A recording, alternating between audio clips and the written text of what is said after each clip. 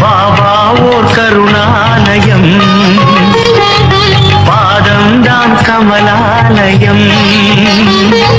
பாபா ஓர் கருணாலயம், பாதம்தான் கமலாலயம். சாயப்பா உறவுகள் அனைவருக்கும் வணக்கம்.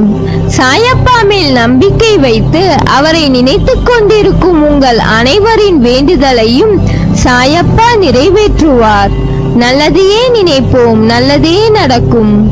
என்றும் சாயப்பாவின் அருள் உங்களுக்கு இருக்கும். நம் மனதிற்கு இதமான சாயப்பாவின் இன்றைய அருள்மொழியை கேட்போமா? அன்பு குழந்தையே, நீ எடுக்கும் முடிவுகளை நிதானத்தோடு நம்பிக்கையோடு பிறருக்கு தீங்கு இழைக்காத வண்ணம் எடுக்க வேண்டும். தேவைகள் எப்பொழுதும் மாறிக்கொண்டே இருக்கும். முதலில் அந்த எண்ணத்தை சமநிலைப்படுத்து. அப்போதுதான் உன்னால் எதிர்பாராமல் வரும் தாமதங்களையும் தடைகளையும் எதிர்கொள்ள இயலும். கஷ்ட நஷ்டங்கள் வாழ்வின் ஒரு பகுதிதான் என்பதை தீர்க்கமாக புரிந்து கொள். இதுவே வாழ்க்கை கிடையாது. நீ விரும்பும் லட்சியத்தில் வெற்றி கிடைக்கும் வரை ஓயக்கூடாது என்று உறுதி நெஞ்சில் நிலைத்திருக்க வேண்டும். அப்போதுதான் உன்னால் சுடர்விட்டு பிரகாசிக்க முடியும். யார் உன்னை என்ன வசைப்பாடினாலும் அது உன்னை தீண்டாது, தீண்டவும் விடமாட்டேன். அதற்கான பலனை அவர்கள் சந்திப்பார்கள். தற்போதைய நிலை கண்டு கலங்காதே, நம்பிக்கை இழக்காதே. உனது செயல்கள் நல்லதாகவும் உனது நடத்தை சரியாகவும் இருந்தால் உன் அனைத்து விஷயங்களையும் நானே உடனிருந்து கவனித்துக் கொள்வேன். எத்தனை கவலைகளையும் கஷ்டங்களையும் நீ தைரியமாக சந்தித்து அனைத்திலும் வெற்றி பெற்று வெற்றி கிடைக்காதவற்றில் இதில் எனக்கு விருப்பமில்லை என்று ஒதுங்கி தள்ளி நீ நடந்து வந்த பாதையை திரும்பி பார்க்கிறேன். பெருமையாகவும் பெருமிதமாகவும் இருக்கிறது. நான் என்றும் எதற்கும் உனக்கு கஷ்டங்களை தந்திட நினைத்தது கிடையாது. அனுபவங்களை தர நினைப்பேன். உன்னால் முடியாத போது கை நீட்டி நானே இழுத்துக் கொள்வேன்.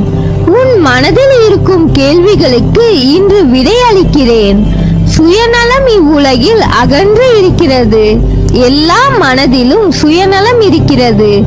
ஆனால் ஒருவருடைய சுயநலம் மற்றவர்களின் உணர்வுகளையும் மற்றவர்களுக்கு துன்பம் விளைவிக்கும் பொருட்டு இருந்தால் அது தவறு. உன் முன் ஒருவர் கஷ்டப்படுகிறார் என்று தெரிந்தால் அவர்களுக்கு உதவி செய். வேலை இருக்கிறது, எனக்கு உதவ நேரம் இல்லை என்று போவதுதான் உண்மையான சுயநலம். சில பேர் தாங்கள் முன்னேற வேண்டும் என்பதற்காக மற்றவர்கள் முன்னேறக்கூடாது என்று நினைப்பது சுயநலம். அவர்களுக்கு பொறாமையை தூண்டிவிட்டு மற்றவர்களுக்கு கெடுதல் நினைக்க வைக்கிறது. அதைதான் நான் தவறு என்று கூறுகிறேன். உன்னால் இயன்றதை உதவியாய் செய். செய்யும் உதவியை சொல்லி காண்பிக்காத யாரிடமும். நீ செய்த உதவிக்கு பயனில்லாமல் போய்விடும். நான் முன்னேற வேண்டும் என்று எண்ணுவது சுயநலம் அல்ல. அப்படி நீ சிந்தித்தால் அது மற்றவர்களின் முன்னேற்றத்தை நீ விரும்பவில்லை என்று அர்த்தமில்லை. அந்த பார்வை உன் கண்ணுக்கு புலப்படவில்லை என்று அர்த்தம்.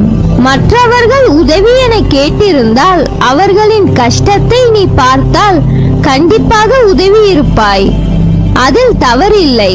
உனது நல்லது கெட்டது என அனைத்துமே நான் அறிவேன். உன்னிலும் உன்னை சுற்றியும் எல்லாம் நான் நல்லதாய் நடக்கச் செய்வேன். உன் தாயாய் தந்தையாய் நான் இருப்பேன். நீ எவ்வளவோ சோதனைகளை மட்டும் கடந்து வந்து விட்டாய். உன் கண்ணீர் துக்கம் எல்லாம் முடிந்தது. இந்த மகிழ்ச்சியின் படிகளில் தடம் பதிக்க ஆரம்பித்திருக்கிறாய். நான் உனது கரங்களை பிடித்துள்ளேன். தைரியமாக நம்பிக்கையோடு நட. வெற்றி உனதே. கொஞ்சம் பொறுமை காத்துக்கொள். உனக்கு நல்லதே நடக்கும். முதலில் வாழ்க்கையை நினைத்து பயப்படுவதை நிறுத்து. பயம் புத்தியை மழுங்க வைத்துவிடும். பயம் எதிர்மறை எண்ணங்களை உருவாக்கும். எனவே எதற்காகவும் பயப்படாதே. நம்பிக்கையோடு பொறுமையோடும் நீ உன் கடமைகளை செய். நிச்சயம் உன்னுடைய இந்த நிலை மாறி வாழ்வில் வெற்றி பெறுவாய். உன் கனவுகள் எல்லாவற்றையும் நான் அறிவேன். அதை தகுந்த நேரத்தில் உனக்கு நிஜமாய் அதை நினைவாக்கி கொடுப்பேன். உன்னை யார் முன்னிலையிலும் தாழ்ந்து போக விடமாட்டேன். உன்னை மிக விரைவில் வெற்றி கிரீடத்தால் அலங்கரிக்கப் போகிறேன். அதற்கு கொஞ்சம் பொறுமையாக இரு. அதற்கான வாய்ப்பையும் உனக்கு ஏற்படுத்தி தரப்போகிறேன். வாய்ப்பை உன்னுடன் நான் இருந்து அதை பயிற்றுவிக்கப் போகிறேன். உன் மனதில் ஓடும் அனைத்து எண்ணங்களையும் அறிவேன். உன்னை பின்னுக்கு தள்ளும் அனைத்தையும் நான் துரத்தி அடிப்பேன். உனக்குள் முன்னேற வேண்டும் என்ற எண்ணம் தீயாய் எரிவதை பார்க்கிறேன்.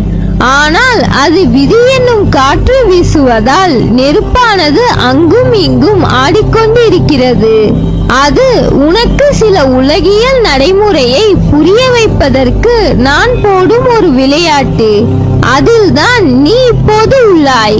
அதை போராடி அழுகையும் துன்பமும் வந்த போதிலும் அதில் நிலை பெற்று உறுதி பூண்டாய். என்னிடம் என் குழந்தையாக ஆகிவிட்டாய். இருப்பினும் மாயையும் விதியும் உன்னை ஆட்டிவிக்கும் போது நீ கலங்குவதை பார்த்து என் மனம் துடிக்கிறது. உன்னை கலங்க விட மாட்டேன். உன்னுள் எழும் முன்னேற வேண்டும் என்கின்ற எண்ணம் இப்போது காட்டுத் தீயாய் உருவெடுக்கும். அதை எதனாலும் அணைக்க முடியாது. வாழ்க்கையில் எதுவும் காரணம் இல்லாமல் நடக்காது. எல்லாவற்றிற்கும் பின்னால் ஒரு காரணம் நிச்சயம் இருக்கும். அது ஒரு வழிகாட்டியாய் உன்னை அழைத்துச் செல்லும். நீ பயணிக்கும் இந்த வாழ்க்கையில் சிலர் குறிக்கோளோடு இருப்பார்கள், சிலர் குறிக்கோள் இல்லாமல் இருப்பார்கள். குறிக்கோள் என்பது ஒன்றின் மேல் மட்டும் எண்ணங்கள் இருக்கக்கூடிய அம்பு. அந்த அம்புகள் நிறைய இருக்கலாம், ஆனால் அதற்கான இடம் ஒன்றுதான். அந்த இடத்தின் மேல் மட்டும்தான் அது நிற்க முடியும். முதலில் குறிக்கோள் என்பது வாழ்க்கைக்கா அல்லது உன் வாழ்க்கையின் முன்னேற்றத்திற்காகவா? வாழ்க்கைக்கான அர்த்தத்தை தான் எல்லோரும் தேடுகிறார்கள். ஆனால் வாழ்வதற்கான அர்த்தத்தையும் நோக்கங்களையும் யாரும் தேடுவதில்லை. அதை தேடி இருந்தால் வாழ்க்கையை வென்றிருக்கலாம். காரணம், அது வெற்றிக்காக கற்ற பாடமாய் இல்லாது. உண்மையான வெற்றி என்பது யாது? அந்த வெற்றியை உணர வைக்கும் பாடமாய் அமையும். எப்படி குறிக்கோள் இல்லாத அம்பு அதன் இலக்கை நோக்கி போவதில்லையோ, அதை போலவே குறிக்கோளை நோக்கி இல்லாத வாழ்க்கையும் என்று சொல்வார்கள். அதே போல் நிலையில்லாத இடத்திற்கு குறிக்கோள் எய்துவதும் ஒன்றுதான். வாழ்க்கையை நோக்கி வாழ்வதற்கான அர்த்தத்தின் ஒரே இடமாய் கொண்ட குறிக்கோளாய் அதனை பார். உன் பாதையின் அழகை சொல்ல வார்த்தைகளை தேடுவாய். உன் வாழ்க்கையில் நம்பிக்கை, நிதானம், பொறுமை, சகிப்புத்தன்மை, உண்மையான அறநெறியில் வாழுதல், புறம் பேசாமல் இருத்தல், இதை நீ கடைபிடித்தால் உன் பாதை மேலும் சுகமான பயணமாய் அமையும். உனக்கு என் அருளும் ஆசையும் எப்போதும் உண்டு. நீ ஜெயமாக நிம்மதியுடன் நன்றாக வாழ்வாய். நீ என்னை அழைக்கும் தருவாயில் உன் சக்தி உன் மனதிற்குள் இருந்து ஆரம்பிக்கும் முன்னரே உன் முன் நான் நிற்பேன். ஏனென்றால் என் இதயத்தில் உன்னை சுமக்கிறேன்.